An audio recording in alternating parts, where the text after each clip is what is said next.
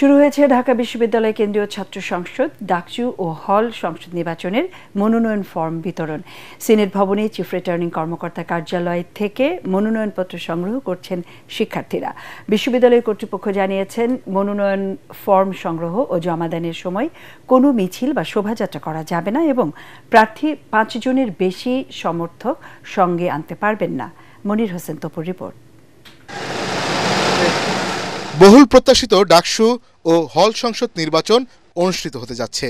এই নির্বাচনে কারা প্রার্থী হবেন তা নিয়ে ক্যাম্পাস জুড়ে চলছে নানা হিসাব নিকাশ। 3টি নতুন পদ বাড়িয়ে ডাকসুর মোট পদ 28টি। এছাড়া প্রতিটি হলে 13টি পদ থাকবে। স্টুডেন্টরা চায় যে তাদের একটা প্রতিনিধি নির্বাচিত হোক, এই প্রতিনিধিগুলো তাদের জন্য কাজ করুক।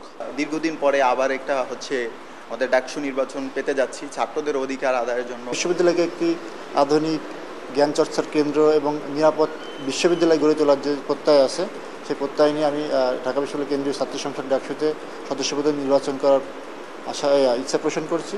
এই নির্বাচনে ৪৯,৭৭৫ জন শিক্ষার্থী ভোট দিবেন।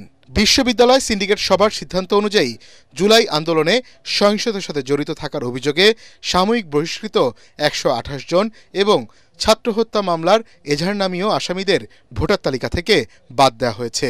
বাদ পড়া শিক্ষার্থীদের সংখ্যা ৪ শতাধিক। হলের কমিটির বিষয়ে এটা প্রশাসনের সাথে দ্বন্দ্ব চলতেছে। এটা আমার মনে হয় প্রশাসন এবং ছাত্র সংগঠনগুলো এটা মিট করে ফেলবে। এটা ডাকসুতে সেরকম কোনো প্রভাব বিস্তার করবে বলে আমাদের এখনো মনে হচ্ছে না। আমরা চাইতেছি সকল সংগঠনগুলো সমানভাবে তাদের প্রচার প্রচারণা করবে এবং তাদের পক্ষে ছাত্রছাত্রীরা থাকবে, তারা নির্ভয়ে ভোট দিবে। আর এবার সবচেয়ে বড় আশার বিষয় হচ্ছে হলে কোনো নির্বাচন হচ্ছে না। মামলার আসামি অনেক শিক্ষার্থীদের এখনো শনাক্ত করা সম্ভব হয়নি। তাদের বিষয়ে প্রমাণ পাওয়া গেলে ব্যবস্থা নেওয়া হবে। যদি কেউ থেকে থাকে, সেটা যদি তথ্য প্রমাণ থাকে যে সে অপরাধী, আমরা তাকে ভোটের আগ পর্যন্ত বাদ দেওয়ার জন্য আমরা অলরেডি নোটিশ করেছি। ডাকসু হোক, এটা সবাই চায়, আমরাও চাই। তাহলে এই ডাকসুর মাধ্যমে বাংলাদেশে যে সুষ্ঠু যে গণতান্ত্রিক ধারা সেটা তৈরি হবে। নির্ভয়ে যাতে ভোটাররা ভোট দিতে পারেন এবং প্রভাব কমাতে 18টি হলের ভোট হবে বাহিরের 6টি কেন্দ্রে। ক্যাম্পাসে গণতান্ত্রিক ধারা ও ছাত্র নেতৃত্ব তৈরিতে ডাকসুর বিকল্প নেই। সব কিছু ঠিকঠাক থাকলে আগামী 9 সেপ্টেম্বর অনুষ্ঠিত হবে ডাকসু ও হল সংসদ নির্বাচনের ভোট গ্রহণ।